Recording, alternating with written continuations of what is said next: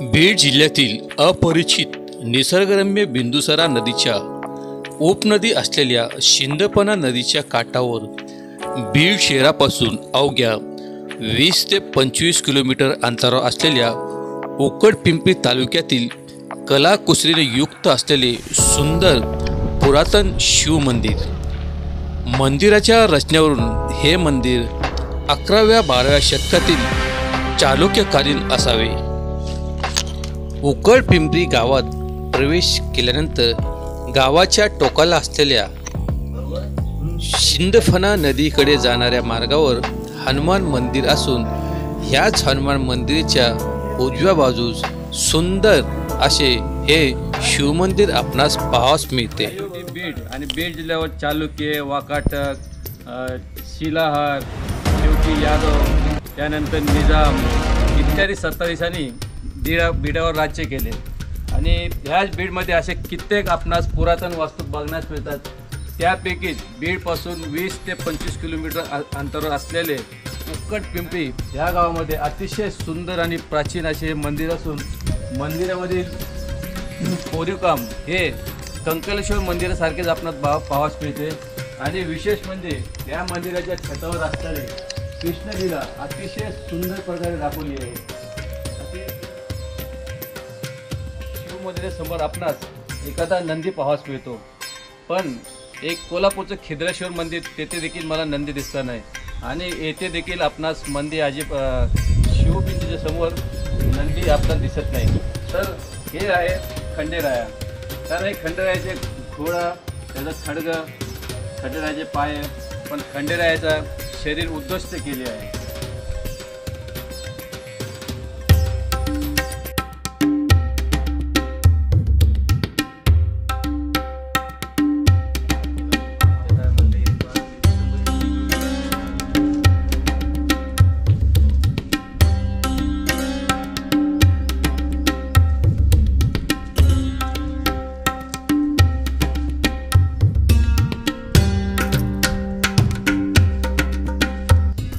मंदिराच्या मंडोवरावर म्हणजेच बाह्य भिंतीवर विविध प्रकारचे कोरीवकाम, त्याचप्रमाणे उंट, गज, अश्व, हंस, व्याल इत्यादी प्राणी, पक्षी, नरनारी, कीर्तिमुखे व विविध देवदेवतांची शिल्पे आपणास पाहावयास मिळतात। तसेच मंदिराच्या बाह्य भिंतीवर असलेल्या देवकोष्ठातील देव सध्या नाहीसे झाल्यामुळे देवकोष्ठे रिकामे आहेत। त्याचप्रमाणे मंदिराच्या डाव्या बाजूस जीर्ण असलेले हातात डमरू व त्रिशूळ असलेल्या शिव किंवा शिवाचा गण, तर उजव्या बाजूस असलेल्या देवकोष्ठात भंग व जीर्ण झालेले रथावर स्वार असलेले सूर्यदेव असावेत।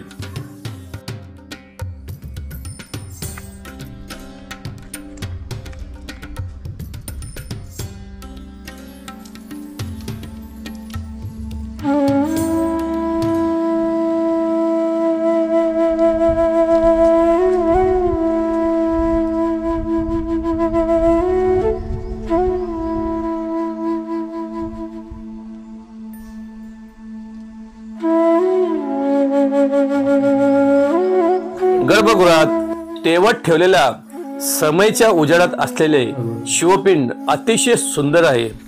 गर्भगृहाच्या प्रवेशद्वाराच्या चौकटीच्या शाखेवर सुंदर भालदार, चोपदार, गंगा, यमुना व इतर शिल्पे कोरलेली आहेत। ललाट पट्टीवरील ललाट बिंबावर श्री गणेश विराजमान झालेले आहेत।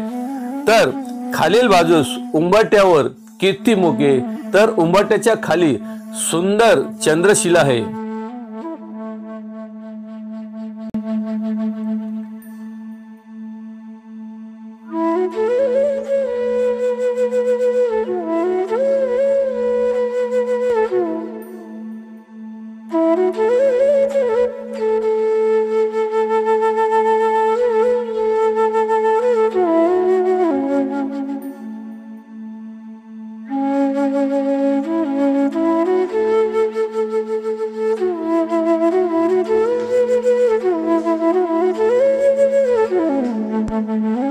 अंतराच्या बाह्य बाजूस असलेल्या देवकोष्ठावरील समृद्धी व भरभराटीचे प्रतीक असलेल्या घटपल्लव म्हणजेच कलश देखील कोरलेला पाहावयास मिळतो. मंदिराला मंडप, सभा मंडप, अंतरा, गर्भगृह अशी रचना असून सुंदर नक्षीकाम व पौराणिक प्रसंग कोरलेले व छताला तोलून धरलेले व शीर्ष बाजूस भारवाहक असलेले स्तंभ आपणास पाहावयास मिळतात. त्याचप्रमाणे मंदिरात भली मोठी पंचमुखी नागशिला देखील आहे.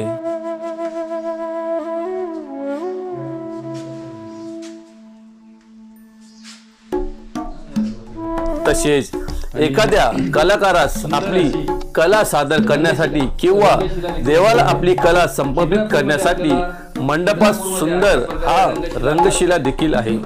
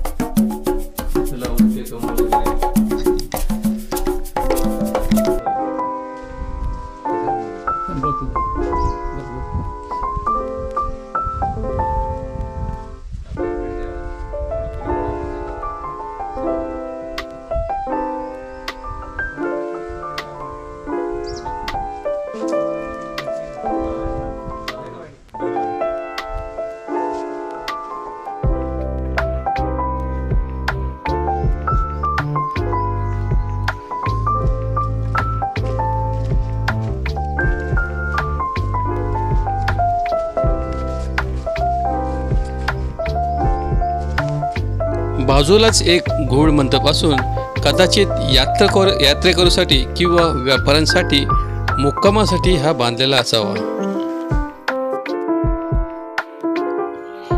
ज्या वीरांनी आपल्या पराक्रमाने स्वराज्यासाठी, गावासाठी, धर्मासाठी आपल्या प्राणाची कसलीही पर्वा न करता शत्रूपासून आपल्या प्राणाची बाजी लावून लढता लढता प्राणत्याग केला, अशा शूरवीराची आठवण व प्रेरणा पुढील पिढीत जगवण्यासाठी दगडी कोरीवशिला केल्या जातात.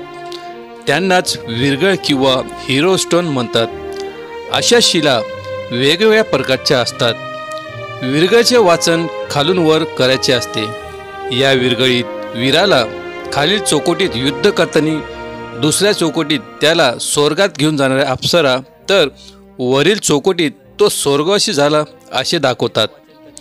अशा शिला आपणास मंदिराच्या प्रांगणात, नदीच्या काठावर, विहिरीच्या व गावाच्या कमानीच्या बाजूस ठेवलेल्या आढळतात.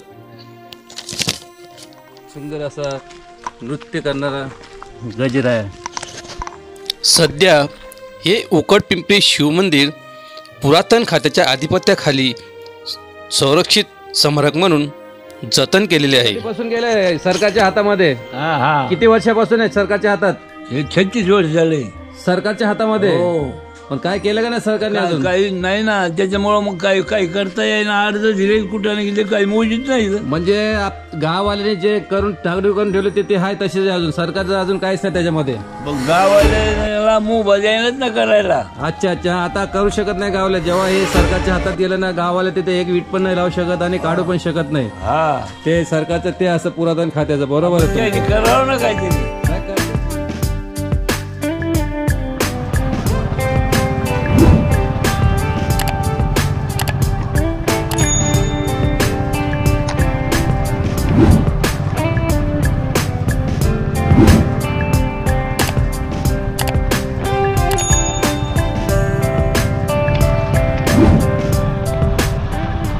उकडपिंपरी गावामध्ये मोठ्या प्रमाणात आपणास पुरातन वाडे पाहावयास मिळतात. जर आपणास माझा हा व्हिडिओ आवडला असेल तर लाईक, शेअर, कमेंट आणि सबस्क्राईब करायला विसरू नका.